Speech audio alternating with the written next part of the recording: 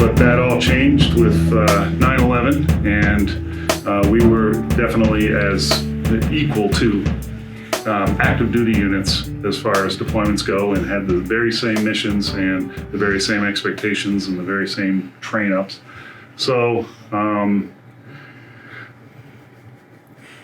in 2005, I deployed twice with the Vermont Guard. 2005, I deployed to Kuwait for a year, and we did security force work. I was in a unit in Bennington, and we were deployed as security forces for Camp Buehring in Kuwait, which was a launch point for units going to Iraq at that point. And in 2005, Iraq was brutal. It was kind of a hammer fight, and we weren't sure how things were going to go. So it was a tough time, and we had also responsibilities in southern Iraq as a quick reaction force. So we would send guys forward, and I did go into Iraq a few times, not often. Mostly it was Kuwait, which was, we didn't see a cloud in the sky for like 8 months. It's so dry and hot there. It's ridiculous. 140 degrees one day. So we did that, and that was hard. Obviously, my child at that time, she's born in 2000, so she's 5 years old. She hated it. My wife hated it, but I came back a little skinnier, but it was a little fine for the wear. It wasn't bad. Chris, will you take questions, or you rather not? Oh yeah, that's fine. When you say a hammer fight in Iraq, what does that mean? That means that it was mostly I think of Ramadi. My friends that went to Ramadi from the Vermont Guard, and they lost some people, and it was tough times because we weren't really a lot of IEDs, a lot of who's your friend and who isn't your friend. It was a difficult time for the U.S. military, and all the reports in the news were that it was not going the way we wanted to, and we weren't turning corners and getting the traction in Iraq like we wanted to. Yeah, who was the enemy? I don't know, the Ba'athist, the insurgency.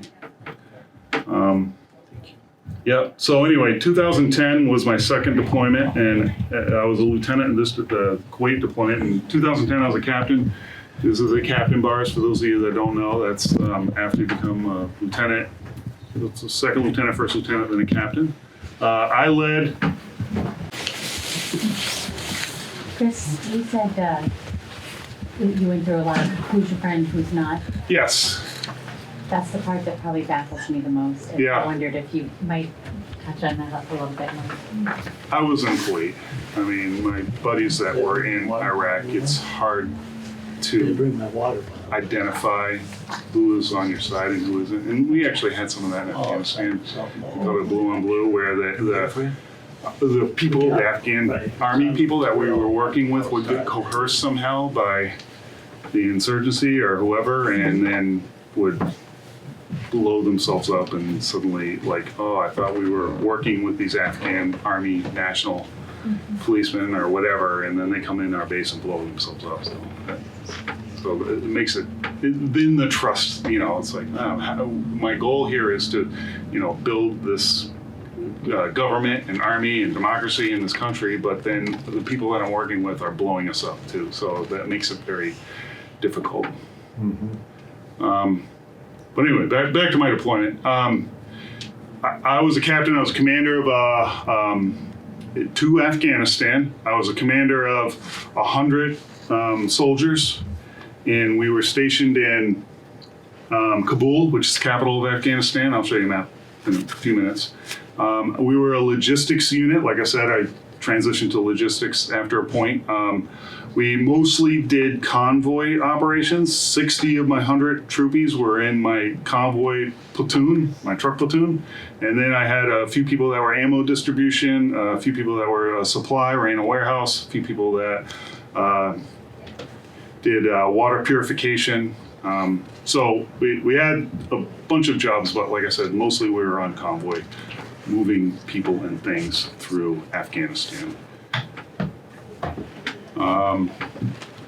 The train up, So it's tricky. You have to go through soldier readiness. You have to make sure your will is good. You do something called ISO prep, where if you do get captured, you have like these key words you say.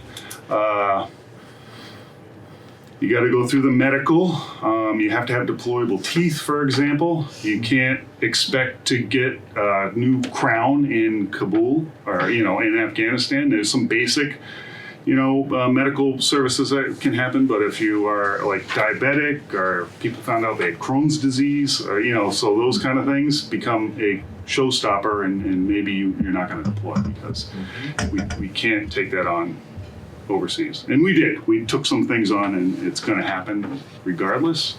But and we also went through the deployment to Kuwait was way different as far as train up versus Afghanistan. I think we got better at it. First of all, the Kuwait one was 2005, so there wasn't a lot of experienced trainers at our mobilization site, that had already done combat tours. In fact, one of our soldiers that went with us through Kuwait was a Vietnam veteran. So it was kind of a real different look from 2005 to 2010 as far as deployment train-ups. Yes, just come in. Thanks, baby. Hey, no problem. I think the computer screen's working. Wow. So, appreciate it. No problem. That was my lovely wife who endured both deployments. The train up through Kuwait, we went through Camp Shelby, Mississippi, and it was kind of this mass-produced mess, in my opinion. But we all went through it after a couple months, where you go to the ranges and you qualify the weapon. You do the radio, like how to call for a 9-line, like a medevac, helicopter, how to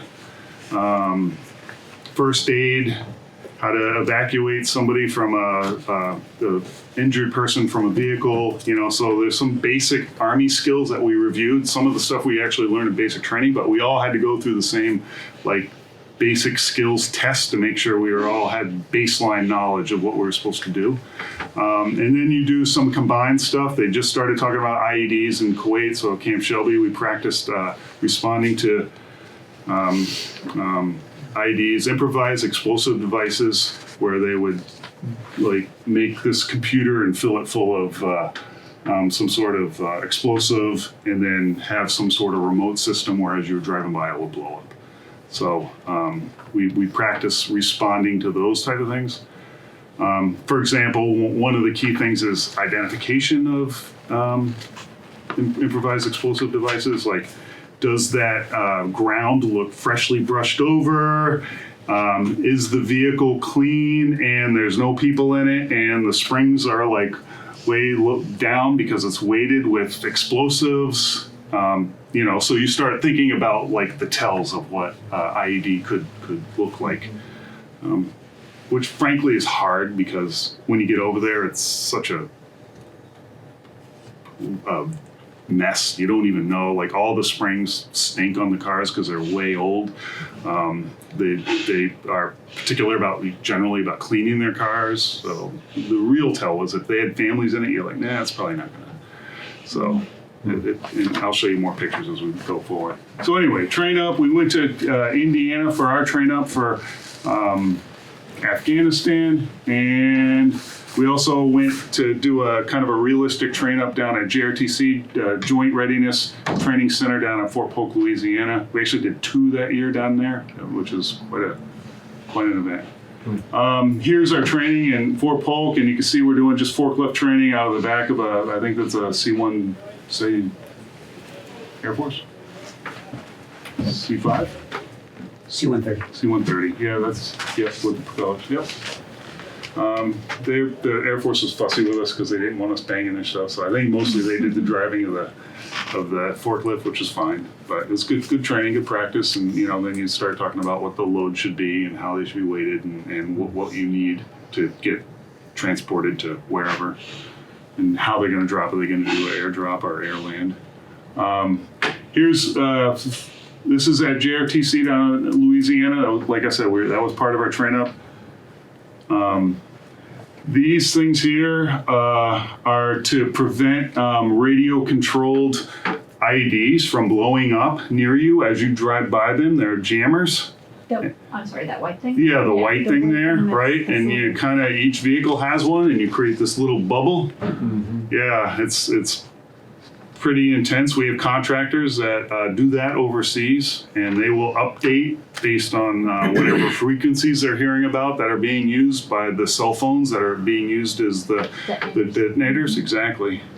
So They we had to work? practice using those. It worked? Yes, they did. In Afghanistan, you knew they were because they would. So the Afghan person would be on a cell phone, and as you drive by, he's like, "Whoa, what's going on?" And they're like, "All right." So they did work for those kind of. It didn't work for like pressure detonation. There's different ways that things can get detonated. But this is the. So these are the practices, the rehearsals we do with our troops. It was more of a FOB mentality, a forward operating base mentality, which is a little different than what we're used to in the Army. So we had a containment area that had a chow hall, that had our barracks area, that had the supply room, that had the motor pool, all protected by gate guards and perimeter, which is not usually how the Army functions, but this was the way we were functioning in Afghanistan and Iraq. We build these giant bases and then send our convoys out from there. Mm-hmm. And we're actually getting back away from that now, or becoming more expeditionary in our training. But anyway, we would set up these convoys, get the guns all ready to roll. What's the problem? But you can see here, there's no up armor on the vehicle, so these are just for training only. There's no gun shield. I mean, this guy, he's like, yeah, there's nothing going on there. It's all for practice. We would have something called miles gear. It's basically electronic, like you shoot electronic, like what do you call them? Laser tag. Laser tag, exactly. So and there we are, early in the morning, and you can see she's got her laser tag equipment on. She's my XO, my second in command, Laura Cook. And we're getting vehicles. We got to do radio checks. We got to make sure all the guns are mounted, ready to go. Everyone has a map. Everyone knows the You mission. got a company, a battalion? What do you A got? company of 100 people. Okay. Yep. And this is one of our convoy missions. JRTC in Louisiana, they have real-time, realistic training with role players. I think I have a picture. Yeah, there you go. So we stop before the village. We go do a KLE, a key leader engagement with whoever's in charge of the village, and we ask if, has there been any bad guys? Can we get an escort through town? And they'll usually answer something like, hey, you promised to help us build this well. How's that promise coming? We're like, oh, sorry, it wasn't me that promised you that. So you do the best you can to, and that's great training. And that was part of the coin counterinsurgency, like, not to assume everyone's a bad guy. And the whole point of being in Afghanistan was to eventually hand a better government and security posture back to the people of Afghanistan. Chris, So, what was the gender disbursement in your company? so because we were logistics, we probably had 25 or 30 females over 100 soldiers. So that's fantastic. Like I said, my second in command was female. Yep. Then they also have observer controllers, trainers that will, critique you after the engagement, after what happened. We'll also get a TAC later on. I mean, that's got to be part of the training. Mm-hmm. They also have video cameras and stuff too to kind of video it all. So it's a high-end training experience. It's pretty impressive. You're training, that's a beautiful blacktop road. Yes. And the cars just roll right along, nice. Right. When you got over to Afghanistan, were the roads like really, really sandy, and did the little tiny skinny tires sink in, and was it a real pain in the ass to get around? For our convoys, so that's a great question. I'll show you some more pictures just to show you. But in Kabul, it was all paved, but it wasn't well paved, and the construction projects last for years. And if you talk to people, like, hey, what's going on around here? They're like, I don't know about any of me or friendlies, but I do know that this road construction project's been going on for years and I'm sick of it. Is there any way you can influence that? Or they will remember, because coalition forces tend to speed, and they'll remember like an accident that happened that killed one of their younger children, and that will definitely. So what they do is they build these little man-made like speed bumps so that we have to go slow or we'll be going, you know. Yeah. So yeah. And there's definitely, you know, unpaved, and there were unpaved roads at JRTC, but there's also paved roads. So, but the roads are definitely worse, of course, in Afghanistan. There's some of the video. That's all right. So, all right, we finish our training. We go through Kyrgyzstan. Has anyone ever heard of? You probably have. Yeah, that's where we can transition from a charter plane to actual. Here's a picture of Kyrgyzstan. So it's a Air Force base in Kyrgyzstan. I guess they had a civil war there. We barely knew it. We rent this property from them, and we pay a lot of money. So I assume that no matter what government they have there, we're paying so much money. We use that as a launch point. We go from, like I said, the charter plane and we kind of gather our thoughts and reshuffle our equipment a little bit, and then we take the C-5, the Galaxy, from there to Afghanistan. So more of a Air Force tactical airplane for the rest of the ride. What's the distance? It's not far. It's like and it's. I mean, unfortunately, the C-5 only has little windows like this, but the mountain ranges are beautiful. Afghanistan's beautiful from the air, and then you kind of do this corkscrew down because you have to do this. You don't want to get shot by an RPG if at all possible, so you don't do this gradual landing. Probably speak more to that too. I don't know. Combat landing. Yeah. Yep. And like I said, there's no windows. You can't see a thing. So you're just like screaming down at a real high pace. You're like, okay, everything's going to go okay, I guess. There's Kyrgyzstan. There's my first sergeant, key NCO for the company. First Sergeant Phil Summer. He and I work closely together. He's the guy that manages. There's about 4 or 5 officers, and the rest are NCOs, and he's the key NCO that manages the day-to-day with the NCOs, and he and I need to have a strong partnership, and we did. And trust me, we had bumps in the roads with our personnel as we went through the year. And that's Lieutenant Robertson. He was my truck platoon leader. Eric Robertson, good guy. Here we are, like soldier sardines stuffed into that C-5. Air Force was comfortable, of course. But. One bathroom, and it was either hot or cold depending on where you sat. But it wasn't that bad. It was a short ride. It was 2 hours tops. People throwing up? No. Good And question. we had all our gear on. We were excited. It was weird to wear your gear too, because like, what are you gonna do? Run off a airplane and I don't know what. I mean, we didn't have any ammo, of course, so it was. I guess just so you know you had your stuff with you that you absolutely needed that day if anything went badly. So we had our weapons and our body armor and our backpacks ready. Well, and no place to store it anyway, so. No, we had a couple pallets in the back, but yeah. How many men are in there? That's 100. No, more than that. Our battalion, so probably 200 in there. Yeah. Yeah. And those are seats that. Men and women. I didn't leave out the women. Yeah, and everything can be on pallets, or like the seats can come off, and they can just make it all cargo space, whatever. They can reconfigure the insides of these things. So here's Afghanistan. Here's Kabul. Here's Jalalabad. Here's Kyrgyzstan is right up in here. All of our ground, like anything we shipped, like any equipment, we didn't ship a lot of equipment. We fell on like a lot of the trucks and a lot of the equipment we needed. They were already positioned in Afghanistan, and the units would just come in and take over. And so at some point I had a property book I assigned for $25 million worth of stuff, which was crazy to me, and literally on the hook for all of it. And so we also did ship stuff like on the ground. It'd go through Pakistan and it'd go through Jalalabad, and a lot of times it was pilfered on the way, which stunk. But go through that. And here's Kabul. You can't really see that well, but we were stationed over here in Camp Phoenix. Here's the airport right here, and a bunch of our camps that we did deliveries to were right all in the Kabul area, or we worked out of Bagram Air Force Base, which is up here, which is right here. And then we did a little bit of Ghazni. So we were Afghanistan East, I think they call it. So you're delivering by vehicle? Yeah, by vehicle. Yep. Ammo and food and everything? Exactly. Yeah, there's a bigger picture. Were they more likely to steal your food and your water, or your gadgets and your? So both times I had foot lockers of like my sleeping bag and maybe a couple personal books and just stuff that I didn't need with me, but I wanted shipped back and forth. Both times I lost it.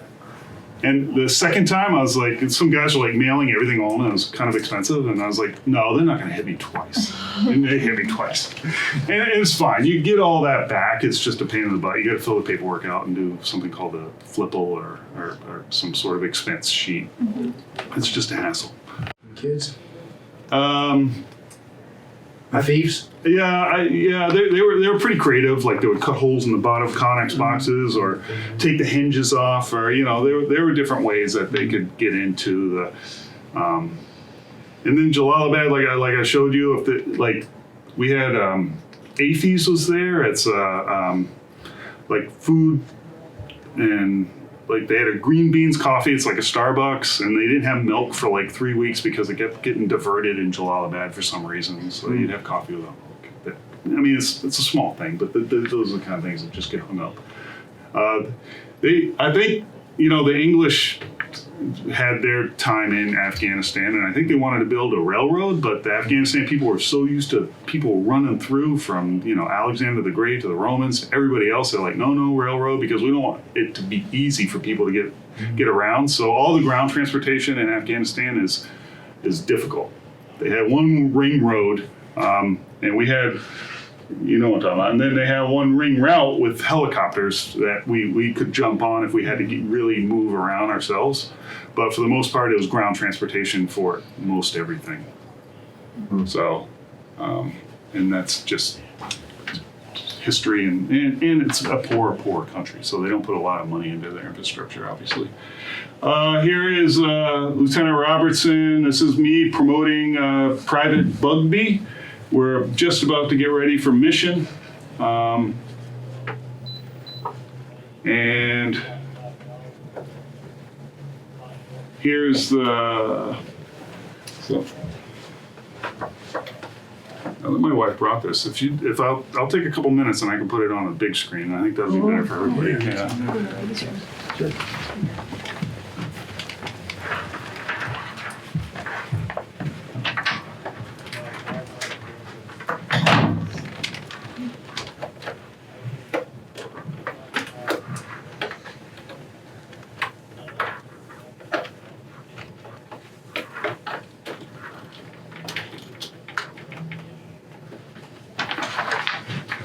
Any questions on those? You're promoting Sergeant Bugbee? Private Bugbee. Private. Yeah, that was just before we're going on mission. We do little mission briefs and we just talk about where we're going to go, what we're going to do, and we go over maybe a battle drill or two. We'd have the intel guy come down and say, here's what's been happening lately. And so we had, we have a captive audience right then and there. So I was like, all right, let's do this promotion at the same time. So I have a couple more pictures of promoted. Like guys like to be promoted, and like there was one I have that was next to an old castle. How did he earn it? For private, it's just time and grade. It's warming up. Do you think you'll stand or sit for the next part? I'll stand. A lot of vegetation there, Chris? And I'll show you another picture. Like I said, the country's beautiful. And harsh all at once. Always this mountain backdrop of snow-covered mountains, and then they use tires to heat a lot of their houses. So there's this black, ugly smog that goes with it, and a lot of the houses are really built from mud and thatch and just whatever they have, on hand to build it out of. So kind of natural-looking houses. That they make bricks out of. Not a lot of vegetation. I can't even think of any crops that I saw that really were growing. You have grass? Yeah, a little bit. It's not as dry as like Kuwait or something, but it's. Come on, baby. There it goes.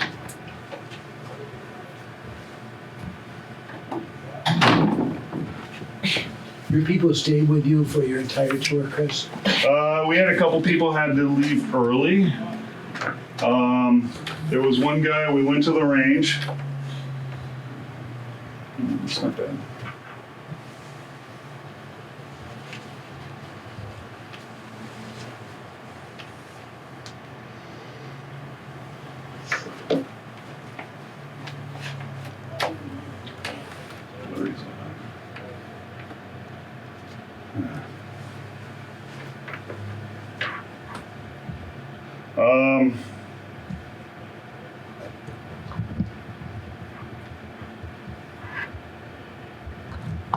That's a little better.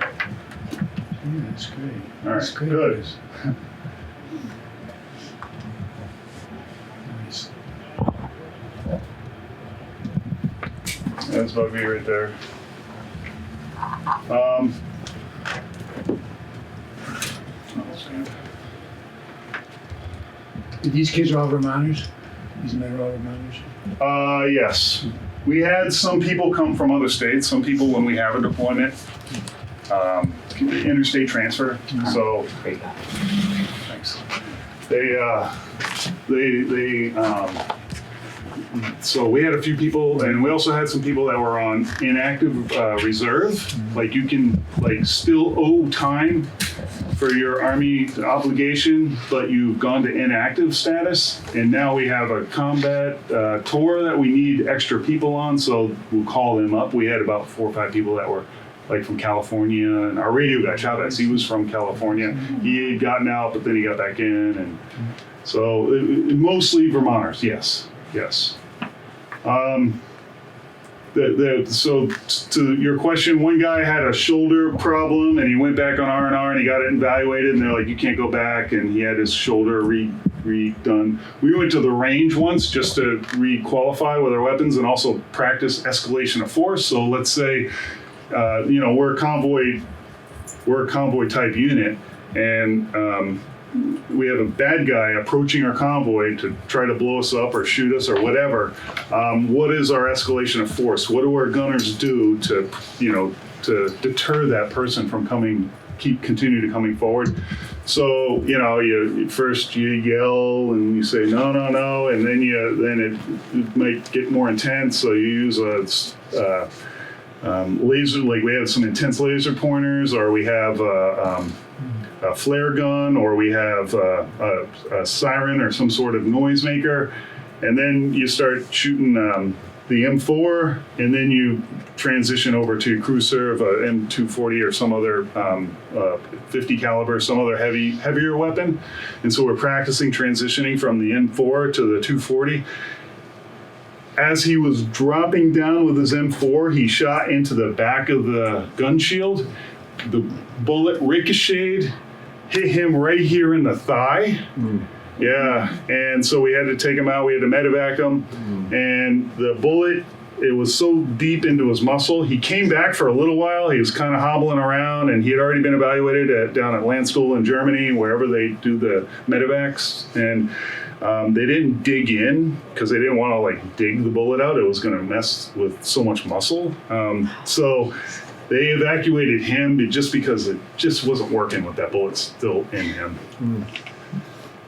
We were rough with him. We called him Ricochet. It was bad. It actually was sad. Sergeant Tyler Benor. We were training him to be one of the convoy commanders. He was a really gung-ho guy and a young guy, and he was really starting to fill some leadership gaps I had, and just to see him to get pulled like that kind of stunk.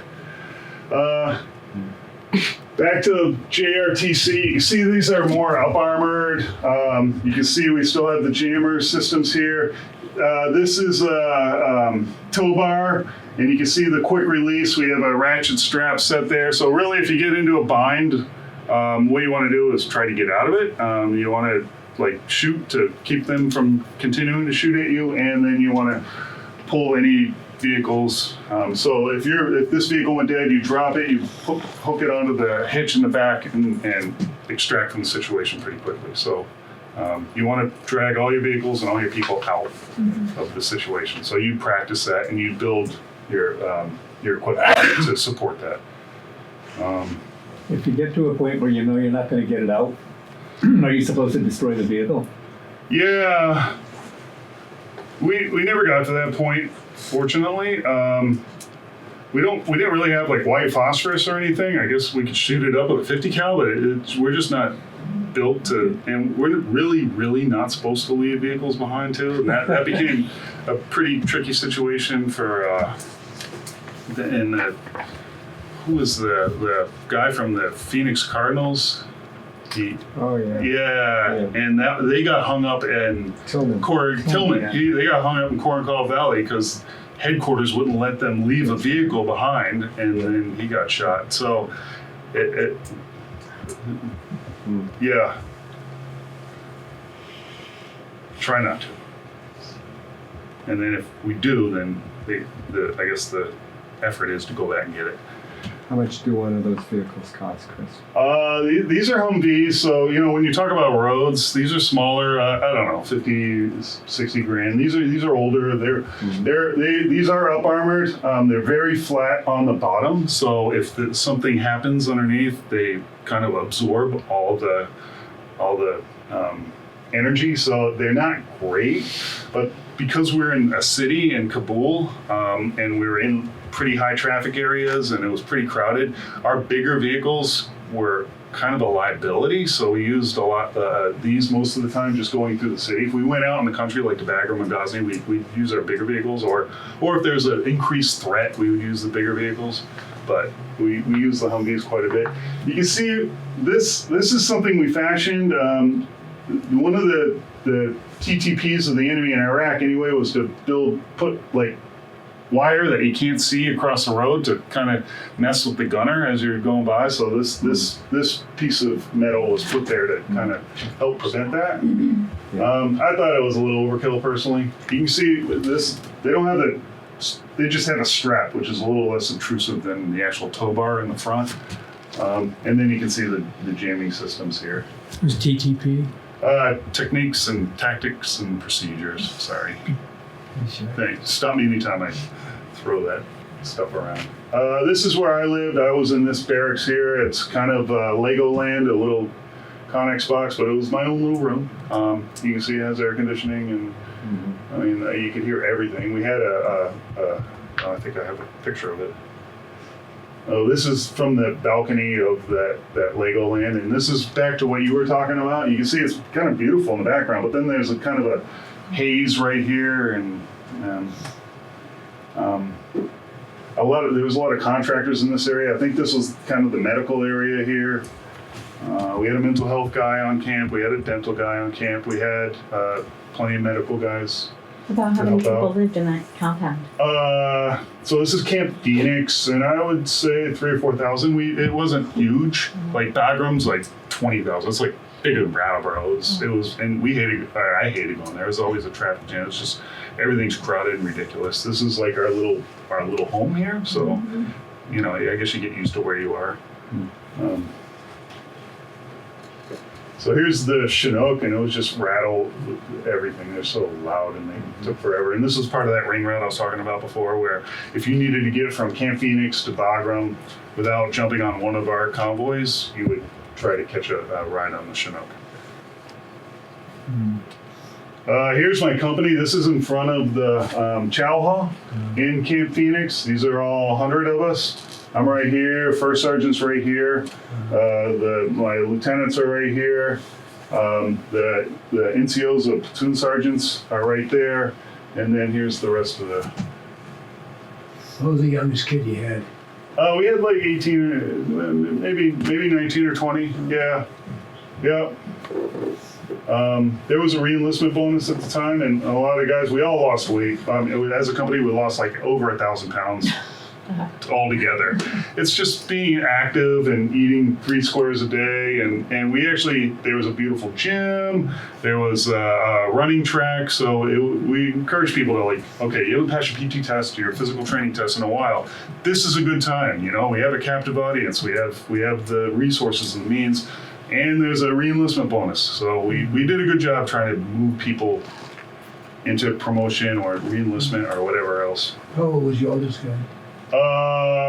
We had 6 59-year-olds maybe, yeah.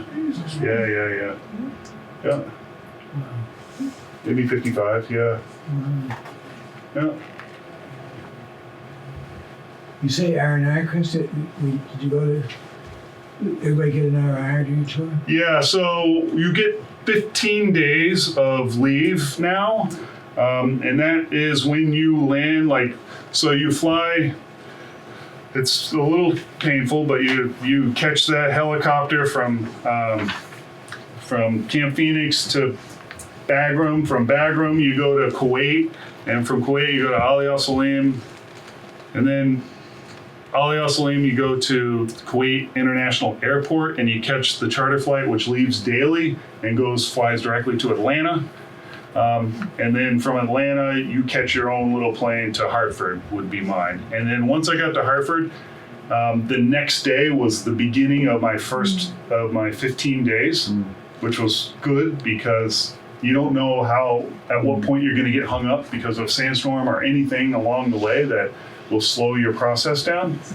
And then, yeah, it's good. And 15 days is a good, generous amount of time. And so I did my 15 days in September or so. And here's my leadership team. This is the headquarters. These are the interpreters. We had interpreters go with us. This is Noor. This is Akbari. This is Sarah. I forget the other 2 names of the interpreters, but Akbari was a DOD employee. These guys were just contractors that were actually Kabul residents. We would have them, interpreter, go with us. The women, I know Sarah's husband was killed at some point, so she was single and alone, and she was pretty keen on not scheduling herself. So she ended her day at night because she didn't like to drive at night because women have a harder time in Afghanistan. It's just a cultural thing. So to go home during the day is better. I actually had an issue where one of my soldiers asked her to marry him. Yeah, and way out of bounds. He's married already, so he was really not doing the right thing. And it's really like a cultural thing where her family will come on our gates and just start beating down the gates and be very angry about that. So, I gave him a letter of reprimand and told him he has to stop. He's angry at me. I was like, whatever you're doing, you're wrong. The locals speaking English? No, they speak Dari or Pashtun, and we learned, Salam Alaikum. You learn a few words, but not enough to, if you have an accident, and you need to stop and talk with people, you don't know enough. We just didn't learn enough to. So that's why we would have a medic and an interpreter with us as a risk mitigator on each convoy. And it was a good move. It was the right thing. Yes. Do they do any more language training? I mean, could you have learned more if you? We could have. Like I said, it was coin counterinsurgency. We're trying not to essentially piss off the people that were living there already. So we had a coin academy where they would go through more Afghanistan culture, and they actually had food there, and they did some language training as well. So there was a real effort on the Army's part, and it's unnatural for us in the Army. We were Bill was talking about, it was Cold War training where it was kill a mommy or commie for your mommy, whatever, so this new friendly Army was a difficult transition for some people, especially those people that were in the initial push in Iraq and now they're in Afghanistan. We're like, hey, slow down, wave, don't wear your sunglasses, and be nice. What? So that was a challenge. How long do I have? You're good, sir. Okay. Just follow the hour. Okay. There's my leadership team. Here's some of the convoys. This is the road, and it's just crowded. And there's a mosque. This is a Humpty Dumpty. This is our little personnel transport. We had 2 of them. They were contracted like vehicles that we used. You can see they're up armored, but they're not. I would say maybe a 22, not a 7.62, not a real heavy caliber. They definitely flat bottomed. And one of these, I know we were being watched the whole time we were there. And one of these, literally 2 months after we got back, was blown to bits. So we dodged a bullet. We really did dodge a bullet. We were only really attacked once, and nobody really got hurt. So it was a successful deployment in that sense for sure. But the funny thing with the Humpty Dumpties was, you know, it would be like, how many people can you fit on there? We'd be just one more. So, you know, we'd always stuff people in. We've got like 50 people stuffed into this thing at some point. When you're at the airport, you pick people up at the, you know, from wherever, and it's 2 a.m. and they all want to get to their base. You're like, all right, you gonna make it work? We'll make it work. There's no laws around here around this stuff, so. This is the old Queen's Palace. And we're just taking a break. I don't know, they're probably just checking the fluids. This is one of the more medium-sized trucks, the LMTVs. You can see it's up armored. It looks a little more serious than the ones at JRTC. Here's some route clearance packages, minesweepers. So basically they roll with the rollers in front of them, and if they do come across some pressure triggered event, it'll just blow the mine rollers up. That won't blow the vehicle up. So they would go through. This is on the way to Bagram. So you can see the vegetation, Tom. There's not much. It's pretty flat, and the pretty parts of the mountains. And they actually repaved this road while we were there, so it was improved, which was good. Chris, how far away are those mountains from where you were? Are you talking like hundreds of miles? No, like 20 miles away. Really Yeah, and when you're in the helicopter, you fly right over. You fly right over. Yeah, Are there Yep. people living in those mountains? a little bit. And I have some pictures of them. I'll show you. So, you know, our goal was to kick the bad guys out, the Taliban out, and to improve whatever security and government they have there. And so this is a picture of their police force, A&P. Just a crowded street. It was tough. It was tough for our guys because we were like, oh, we want a little bubble for protection. Like, you're not getting it. It's, you just have to take a courageous risk here. And here you can see we're doing some recon of some alternate routes through the city, and it just gets worse. This guy's pulling along now. I'll jump in because I'm going to do the same thing. You can Yeah. help me with ANP. What does ANP stand for? Oh, Afghanistan National Police, ANA, Afghanistan National Army. Thank you. Yep. And you see here's another crowd. We're stuck with the traffic. That's what it is. We had an issue once where white SUV was approaching our convoy at a high rate of speed, like aggressively. And we did the thing, and they just kept coming, and they were just about to unload on it. And the guy was pointing to his front windshield, and it was a French coalition SUV. And so we, by being courageous restraint, avoided a huge international incident, and everybody feeling awful, you know? So it was tricky business being in these convoys, especially being a gunner. And I went out and I gunned because I wanted to know what it was like as the commander, what it was. It's exhausting because you're paying attention, you're wearing the heavy gear, you're wearing actually extra gear, and your head's on a swivel because you're the eyes and ears of the convoy. And like I was saying earlier about the tells for the IEDs, you're like watching, but it gets hard. So this is some of the mountains that you were talking about. We drove to Jalalabad, almost to Jalalabad. And when Bill was talking, I don't think many of you were in the other room, but those of you that were, Bill was talking about Mujahideen. These are where they would run up, shoot the RPGs or whatever stingers at the Hinds, the Russians, and then they would melt into the mountains, and there's nothing you can do about it. Nobody can scale these mountains in a quick amount of time. I mean, it just doesn't happen. The only other thing you can do is maybe hunt them down with a helicopter, but yours was shot down. So it's also tricky for convoys because this is a choke point. The whole road's a choke point. It's 20 miles of choke point. So, you know, you're taking a chance. We were comfortable. I mean, they weren't as angry with us as they were with the Russians, generally speaking, and we weren't just randomly being shot. Mostly, sometimes we were. These kind of scenarios weren't as risky for us necessarily. There's me and Specialist Kelly. Actually, this was on some of the posters too.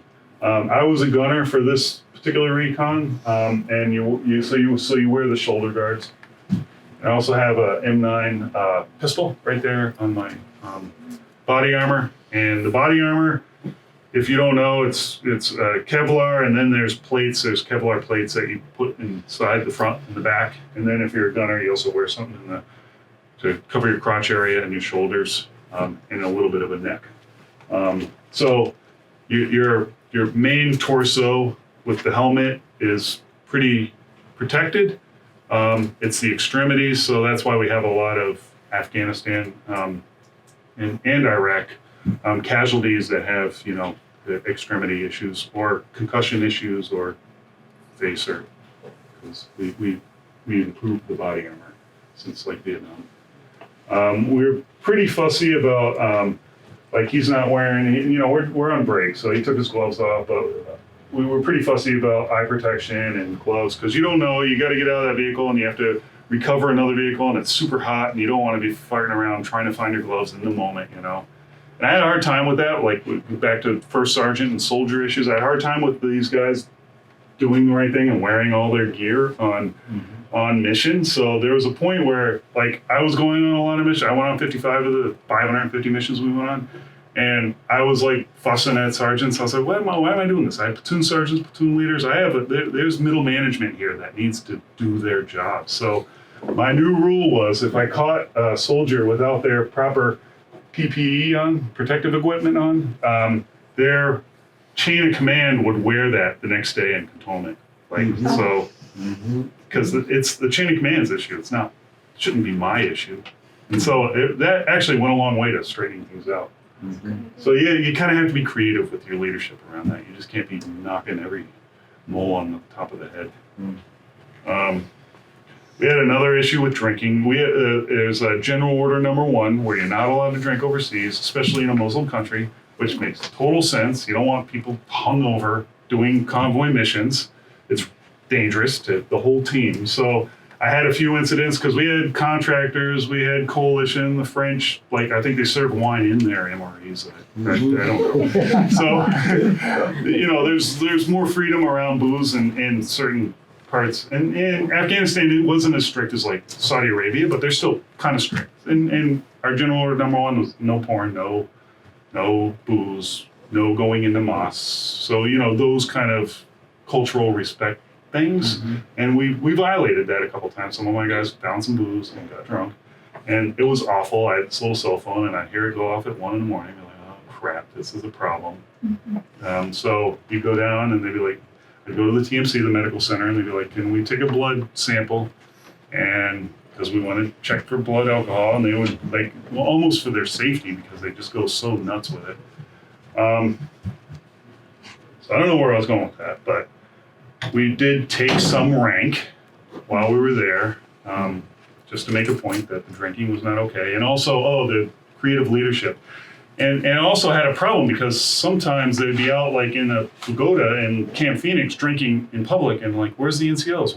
Where's all my middle management that are supposed to be around? So I started setting up these little patrols, and I had a curfew for a little while, and they all hated me. But I didn't care because I wanted everybody to make it through this year, you know. And I also, there was this big tent where we all 100 of us could have lived, because we were all kind of spread out. Like I showed you where I was like, we will all live in this one tent together for the last 2 months if I have any more drinking problems, because I'm not taking any more chances with you guys. And so that's, you know, it was kind of creative, and I backed off on the curfew, but that kind of creative like leadership, I think, pays. Versus beating them over the head. This is a little fun. We had to splash through this, and you can see the Humvees buried in there. We're just looking for alternative routes. There's I was in the Army. I could stay for hours. that Unlike the rest of my family. this is a cool international airport. This is one of our regular stops. That's Charlie Boys and Sergeant LeMay. And there's Sergeant Barber. And this was run by the Bulgarians or something. So this is kind of like a European, like you go eat their chow hall and be like a European feel because they have different contractors than our contractors for the food. The food is good. Hillary Clinton was Secretary of State at the time, and she visited, and that's her airplane. And we were like, to fly her to get her from there to the embassy, they used helicopters, but they had us on standby in case the helicopters, because it was too windy or whatever, to move her down to the, and all the roads were blacked out anyway, so we couldn't run any convoys anyway, so we just stood by as the plan B, but they didn't use us.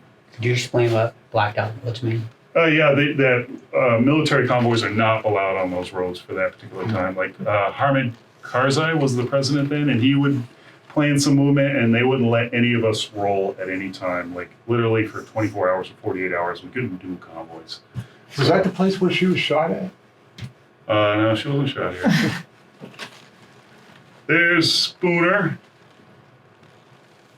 And I'm promoting him in front of the Queen's Palace, like I talked about. They enjoyed those kind of moments. I went out with some mentor teams, as like I said, that was one of our strategies, right? Kick the bad guys out and to improve the good guys. So this is a guard, and it was awkward actually because one of them had a pistol, and I had a pistol. I had my M9, that it's 9mm, and I had ammunition. And so I'm showing him the ammunition. We're kind of comparing notes, and he's like, "Can I keep your ammunition?" I'm like, "No." And he's like, "No, really? Can I have your ammunition?" He wasn't giving it back. I was like, "No, give it back. That's my ammunition." And so it became this, and I gave him a sticker instead, and he ripped up the sticker, and it became this little stupid incident. But it's sort of the mentality, and that's the mentality I was working to get away from, and we were trying to get away from, where we just give them things, because that's not an enduring situation. It's like this welfare scenario. So how are we training them to take care of themselves if we keep giving them stuff? And we stopped giving the kids candy on the convoys, and that was risky too, because they jump in front of your vehicles because the candy is so, they love it. But and it's also this I think it's a Muslim, inshallah, God willing. So all these things drop from the sky. Okay, it's good, it's fine. Inshallah, we got it. This is the police station. This is just the mentor team. We're walking around in town. We're basically, it was basic stuff we were doing. We were inventorying their weapons. Like they would pull guard duty, and then they just go home, and they'd leave their weapon there, or they'd take it home with them, and then like, "Hey, where's the weapon? And where's the soldier?" He's gone. So they were doing basic mentoring at that point, and they improved. They did. And you hear like anything like, "Oh, was it working? Was our mentoring working?" Yes and no. You hear both stories. Sometimes it was horrible, and the culture was just so corrupt that it wasn't going to work. And then sometimes you're like, "Yeah, they did a great job." So this is a little kid. You can see the holes in the building behind him. These are from the Russian conflict. And our camp had that. Camp Phoenix was Russian built, and you can tell by the architecture. Here's the future of the ANA, Afghan National Army, and we helped support, and we sent mentor teams, trained teams to put people through basic training. And we give them some uniforms and supplies to work with. Lots of drugs, so that was a real issue for them. They come back from leave, and drugs, or the loyalties were hard. They have loyalties to their tribes versus their countries, and so we didn't do much mentoring, but from what I heard, it was a challenge. Here they are pushing a car. The kids are super, of course.